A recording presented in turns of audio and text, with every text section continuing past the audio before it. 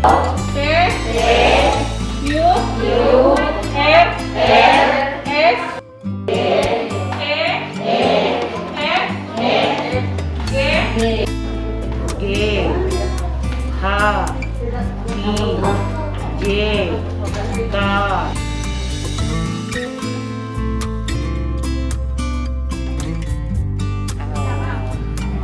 Ya biar itulah lebih tahu, lebih ada ilmu, nambah ilmu, pengalaman. Karena ke depannya kita kan kemana-mana kan harus bisa nulis kan.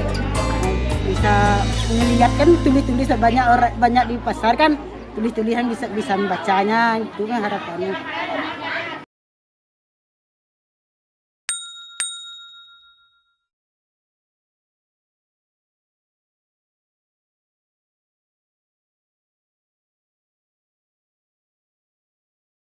Assalamualaikum warahmatullahi wabarakatuh para sahabat Laman Inspirasi. Jumpa lagi dengan saya Tan di podcast Laman Inspirasi, tempat berkumpulnya orang-orang yang menginspirasi di Kabupaten Melawi. Apabila Anda mencari inspirasi, Anda tepat berada di podcast Laman Inspirasi. Hari ini saya ditemani Mbak Neti Sulastri. Ya, Mbak Neti ini saya sudah lama ya berencana mau ngewawancara Mbak Neti. Udah dari bulan apa ya? Agustus ya. Pokoknya udah lama lah. Oh enggak bulan Agustus. Habis Lebaran lah. Iya. Bulan 6 bulan 7. Ngerencana mau wawancara Mbak Neti ini.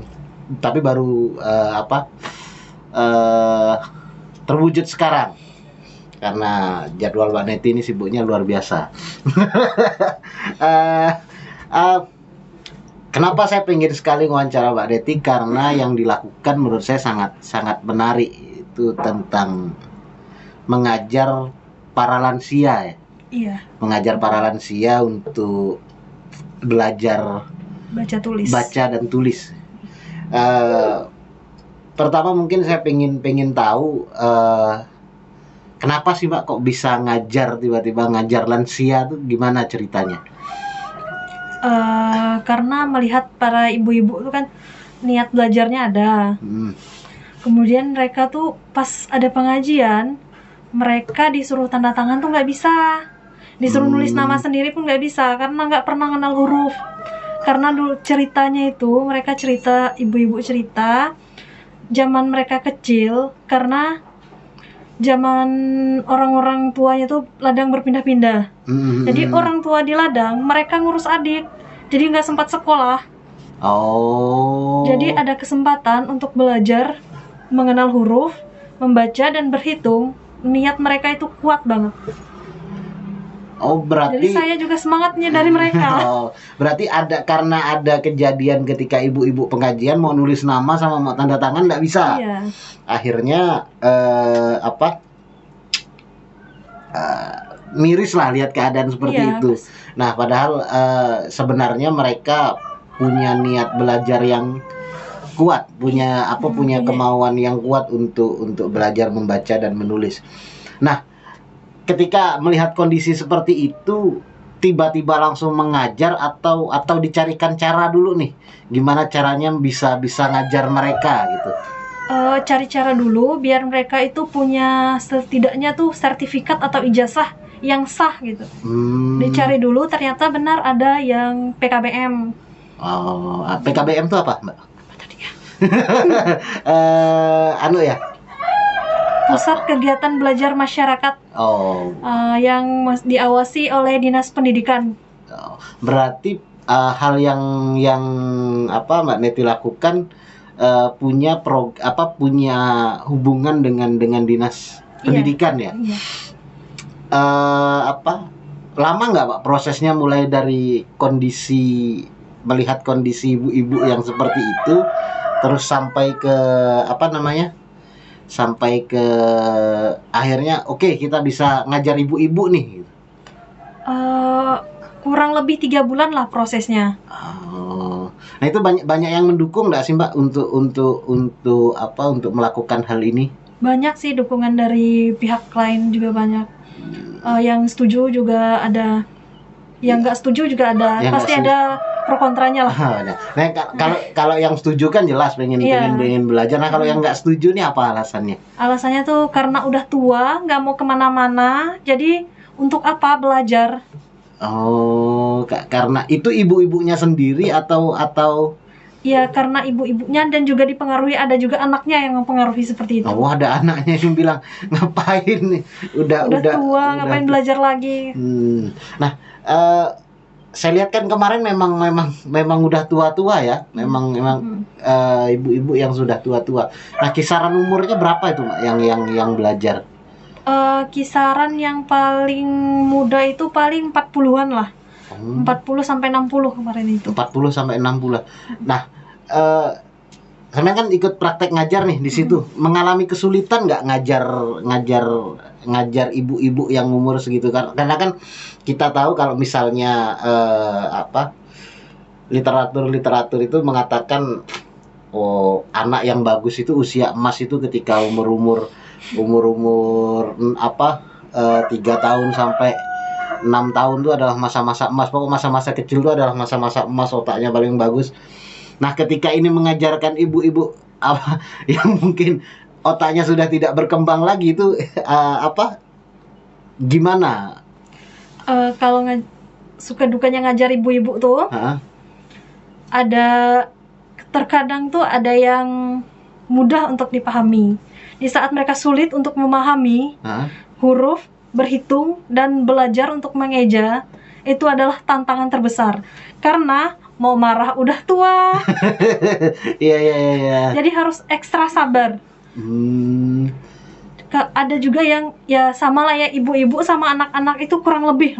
Kurang lebih sama. Kurang lebih. Iya. Tadi 2 kelas ya? Iya. Ada 2 kelas dan dulu di awal Mbak Neti ngajarnya sendirian. Iya, sendirian. Nah, itu sempat tadi bilang ngajar 2 kelas itu kewalahan. Nah, mungkin para sahabat Laman Inspirasi pengen tahu nih, Mbak. Kewalahannya seperti apa ngajar 2 kelas itu sendirian? 2 kelas itu setelah dibagi, jadi ribetnya itu pas ibu-ibu yang satunya udah dikasih di kelas yang A udah dikasih tugas, terus saya pindah ke kelas yang B. Ketika saya di kelas yang B, kelas yang A ribut. Ketika saya di kelas A, kelas B ribut. Jadi sama seperti apa? Kayak TK. Anak TK zaman ibu-ibu ini sama kayak TK. Nah, tahu nggak sih apa yang mereka ributkan gitu, Mbak, dalam kelas itu? Yang mereka ributkan selain tugas dan pelajaran yang diberikan, mereka juga sibuk cerita masalah ladangnya, kegiatannya. Pokoknya mereka tuh cerita mungkin di hari itu, dan pada saat kegiatan belajar mengajar mereka bertemu dengan teman-temannya yang lama gitu kan. Ya samalah kayak anak kecil gitu kan. Udah lama nggak ketemu gitu. Padahal mereka satu kampung ya. Iya, tapi punya kesibukan masing-masing. Iya, kemarin saya juga sempat wawancara dengan beberapa ibu-ibu di sana ya. Alasannya kenapa yang membuat mereka semangat belajar para ibu-ibu ini adalah karena mereka berkumpul sama teman-teman. Apa di kampung itu ibu-ibu jarang bertemu gitu, sampai akhirnya saya lihat kan jarak rumahnya padat tuh di situ. Sangat padat sekali. Nah, proses pertemuan itu sangat kok bisa bikin mereka senang gitu. Kenapa sih, Mbak? Kesibukannya seperti apa sih ibu-ibu di sana? Karena pada dasarnya ibu-ibu di sana kan paginya noreh, pulang noreh itu ke ladang. Jadi udah masing-masing. Jadi kegiatan tuh hanya hari Jumat. Di pengajian kan terlalu serius tuh. Kemudian ada sekolah itu. Jadi mereka adalah buat cerita-cerita sebelum masuk. Sampai dilanjutkan sampai udah masuk masih cerita. Sulit nggak sih ngatur ibu-ibu ini? Terkadang sulit, tapi terkadang juga nggak sulit-sulit amat. Sulitnya tuh gimana, Mbak? Sulitnya itu pas kalau udah mereka tuh lagi ribut-ributnya, kita diam, kita teriak, dibilang kita kasar. Dibilang apa ya kalau bahasa Jawa? Durhaka, kualat. Sampai bilang gitu ibu-ibu itu ketika ketika misalnya diteriaki atau apa gitu? Iya, tapi nggak serius-serius amat sih, bilangnya kualat nanti woi katanya. Ya lucu juga ya ngajar. Nah, ibu-ibu ini udah belajar berapa lama? Dari 2020 awal. 2002. Oh, berarti program ini masih baru juga Masih ya. baru. 2020 awal sampai sekarang masih setahunan ya, masih setahun lebih, hampir 2 tahun. Nah, dari 2 tahun ini udah punya lulusan atau belum? Udah ada ibu-ibu yang berhasil dari nggak bisa baca sama sekali sampai akhirnya wah udah bisa baca tulis nih, udah bisa berhitung gitu. Udah ada. Nah, lama belajarnya berapa lama Mbak untuk itu? 1 tahun itu hanya 3 bulan. Oh, 1 tahun hanya 3 bulan. 3 bulan aktif. Iya, aktifnya. Berarti dalam Yang 1 bulan itu kan 4 kali pertemuan. 1 bulan. Berarti selama setahun mereka belajar terus. Belajar paling sebulan sekali yang setelahnya. Oh, setelah itu belajarnya sebulan sekali. Iya, karena ada kegiatan di luar juga untuk meningkatkan ekonomi mereka. Oh, gitu. Nah, untuk mereka sampai lulus itu butuh waktu berapa lama kalau untuk ibu-ibu gitu? Kalau menurut program kan cuma 3 bulan. Tapi kalau ibu-ibu itu belajar belum tentu 3 bulan bisa. Apalagi waktunya ketemunya hanya seminggu sekali ya. Iya, seminggu sekali. Nah, proses belajar mengajarnya hanya di kelas atau nanti ketika di luar kelas ada tambahan lah, misalnya ketemu di kampung di bagian mana, ada nggak nanya-nanya tentang tulisan gitu, atau gimana nih cara baca ini, ada nggak seperti itu? Ada, terkadang ada yang ke rumah. Oh, berarti mereka aktif juga, ibu-ibu. Banget. Dan niatnya tuh kuat banget. Nah, lulusannya hari ini udah berapa banyak, Mbak? Udah kurang lebih 20 orang. Oh, lulusannya udah 20 orang. Nah, hari ini muridnya kalau dia datang semua itu ke sekolah hampir 30-an. Oh, lumayan banyak juga ya. Iya. Berarti bisa dikatakan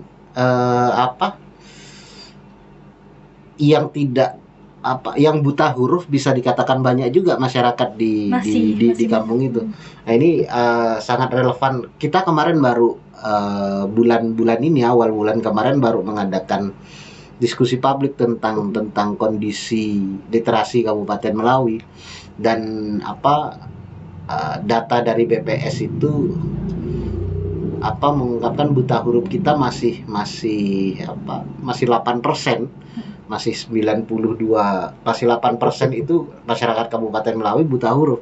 Nah, kalau misalnya dilihat dari sudut pandang sampean, kira-kira orang tua yang tidak mampu membaca, yang buta huruf itu berapa persen di dusunnya sampean? Kalau di dusun Lengkong itu kurang lebih 5% lah dari keseluruhan. Dari 5 semua sampai 10. 5-10%. Ibu-ibunya dan bapak-bapak dan sekolah bapak-bapaknya. Nah, bapak-bapaknya sendiri, saya kemarin sempat bertanya, bapak-bapaknya sendiri ada kelas nggak untuk belajar seperti itu? Kalau ke bapak-bapak sih belum. Cuman ada niat untuk ke kelas bapak-bapak juga. Karena kalau hari Jumat itu bapak-bapak kerja bakti. Oh, kerja bakti. Bersihkan jalan, makam. Itu pagi kan pastinya? Habis Jumatan. Oh, habis Jumatan. Iya. Ada kegiatan memang juga. ada kegiatan seperti itu. Tapi bapak-bapaknya pengen dicoba juga untuk belajar seperti itu. Iya, kemarin ada yang bilang pengen juga belajar. Oh, berarti bapak-bapaknya juga minat juga ya untuk belajar baca tulis. Saya kira ini pikiran jelek aja sih, saya pikir kenapa kemarin kok yang belajar hanya ibu-ibu, mungkin bapak-bapaknya pada malas kan. Biasanya kalau di sekolahan itu laki-laki pada malas belajar. Saya kira juga sama seperti itu. Tapi ternyata mereka pengen. Nah, kendalanya apa, Mbak, yang bikin bapak-bapak ini belum dibikinkan kelas gitu? Mereka tuh masih terkendala oleh waktu sih sepertinya. Karena sibuk karena sibuk memenuhi kebutuhan ekonomi. Jadi akhirnya untuk belajarnya nanti dulu lah. Tadi lulusannya udah ada 20 orang ya. Iya, Nah, 20 orang ini kemampuan baca tulisnya sudah normal seperti kita ini atau gimana sih, Pak? Belum terlalu normal sih, tapi udah bisa. Oh, udah bisa. Nah, mereka yang seperti ini masih ikut belajar lagi nggak di kelas? Masih. Oh, masih Iya. masih ikut walaupun mereka sudah dapat sertifikat. Tapi mereka masih mau. Masih ikut belajar Iya. belajar lagi. Nah, ibu-ibu belajar seperti itu biayanya gimana, Mbak? Biayanya ditanggung pemerintah. Oh, ditanggung pemerintah. Iya. Berarti kayak sampean yang mengajar juga Biaya pemerintah. dibiayai pemerintah. Iya. Dan saya dengar tadi ada 3 guru ya? Iya. Ada 3 guru dan 3 guru itu tiga-tiganya ditanggung pemerintah. Iya. Seberapa besar sih, Pak, apresiasi pemerintah untuk Nuan yang seperti ini? Menurut, nggak usah sebut angka lah, nggak usah sebut angka. Menurut Nuan dengan berupaya ini kan sebenarnya program yang program yang sangat penting ya bagi negara ini karena memberantas buta huruf. Menurut sampean apresiasi yang diberi pemerintah untuk sampean memperjuangkan ini besar, cukup atau layak atau enggak? Kalau menurut saya sih cukup. Karena saya melihat dari programnya mereka. Itu gimana tuh? Karena mereka kan punya niat untuk bukan hanya di PAUD dan pokoknya bukan hanya untuk pendidikan anak usia dini, usia sekolah, tapi mereka juga memikirkan lansia yang tidak bisa baca tulis. Jadi itu berapapun nominalnya, saya rasa itu cukup. Karena sampean juga pastinya sambil beramal lah di sini kan. Iya, itu pastinya. Nggak mungkin kalau misalnya nyari uang di situ kan pasti nggak cukup kan. Iya. Hal itu. Nah, saya pengen tahu nih, ada nggak program pemerintah lain yang menanggulangi hal seperti ini selain pusat belajar masyarakat ini tadi? Yang saya ketahui sih belum ada sampai saat ini. Nah, ini karena saya buta sama sekali ya tentang data seperti ini. Nah, di desa Nuan, desa Semadin Lengkong ya. Iya. Desa Semadin Lengkong yang ada seperti itu hanya di dusun Lengkongnya saja atau di 3 dusun yang lain ada? Ada berapa sih dusun sih sana? 5. Oh, ada 5 dusun. Iya. Di 4 dusun yang lain ada nggak? Kemarin juga pernah saya minta untuk diajukan, tapi belum ada yang mau ikutan gitu. Masalahnya yang mana? Yang nggak mau ikut nih masyarakatnya atau pengajarnya nggak ada atau apa? Masyarakatnya ada yang mau, cuman di awal-awal aja. Pengajarnya juga kurang. Oh, pengajarnya juga kurang. Berarti Mungkin karena nominal juga. nominal yang masih ya mungkin lah pemerintah yang punya kebijakan di bidang itu lebih diperhatikan sedikit dan coba dicari formula-formula yang menarik lah gimana caranya ibu-ibu ini mau belajar. Karena kalau misalnya pure mereka hanya niat belajar gitu pasti akan sangat sulit. Tapi kalau misalnya dibikin formula ada dibikin misalnya contoh ada bentuk arisan kah atau ada formula dibikinkan sesuatu yang meningkatkan ekonomi ibu-ibu tapi diselingi dengan belajar, itu pasti sangat menarik ya. Kayaknya butuh kreativitas seperti itu agar orang tua ini mau belajar lagi. Minimal ibu-ibunya lah seperti itu. Gitu Mbak ya mungkin ya. Ada sih kalau untuk yang peningkatan ekonomi itu memang ada di program itu. Ada juga. Oh, di program belajar ini. Oh, mereka berkesinambungan dengan ini atau berdiri sendiri-sendiri? Berkesinambungan. Jadi memang ada dan harusnya kalau misalnya itu dikuatkan pasti ibu-ibu akan semangat lagi untuk belajar karena ini penting untuk biar data buta huruf kita berkurang lah. Karena kondisi literasi Kabupaten Melawi kemarin sangat menyakitkan ketika melihat datanya yang dipaparkan oleh BPS, dan kemarin ada Dinas Pendidikan juga pas kami diskusi itu, dan Dinas Pendidikan sebagian besar mengiyakan data-data itu dan ya kondisinya memang begitulah. Dan semangat terus Mbak untuk mengajar ibu-ibu. Terima kasih mungkin atas waktunya sedikit untuk ngobrol-ngobrol ini, berbagi cerita ini. Mbak Neti yang anak muda, masih muda kan Mbak? Masih muda, masih gadis, mau ngajar ibu-ibu. Nah, saya pengen tahu nih, pertanyaan terakhir lah, kenapa kok mau ngajar ibu-ibu gitu? Padahal kan untuk sekelas seumur sampean, itu masih banyak hal yang bisa dilakukan gitu selain mengajar ibu-ibu. Karena ingin mencoba suatu hal yang baru lah. Kalau ngajar PAUD kan udah pernah juga, ngajar ngaji juga udah pernah. Jadi ngajar ibu-ibu tuh gimana jaga perasaan ibu-ibu, gimana cara mengajar mereka, gimana cara untuk Untuk meningkatkan ekstra kesabaran lah. oh ya, karena ya kalau ngomong masalah ibu-ibu memang kita butuh kesabaran ekstra ya. Saya di jalan aja kalau menghadapi ibu-ibu itu ampun, biar riting bahasa sini riting, lampu sen ke kanan, dia tiba-tiba langsung belok kiri aja padahal dia posisi kanan. Dan saya pernah ada kondisi yang sangat menyakitkan dengan ibu-ibu di jalan, tiba-tiba dia berhenti tengah jalan. Saya lagi hampir ketabrak itu. Dan saya juga pernah.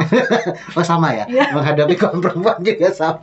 Jadi semangat terus buat Maneti dan terus sabar mengajar ibu-ibu dan tetap semangat, dan semoga ibu-ibunya lekas bisa membaca dan menulis. Amin. Dan bisa berhitung semua, dan tetap semangat untuk Mbak Neti.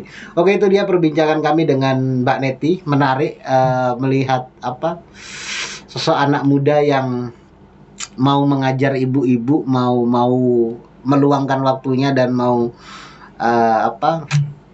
menyimpan energinya untuk ibu-ibu. Saya rasa patut diapresiasi, dan para dinas terkait lebih diapresiasi lah mereka, karena saya yakin anggarannya itu pasti nggak akan besar.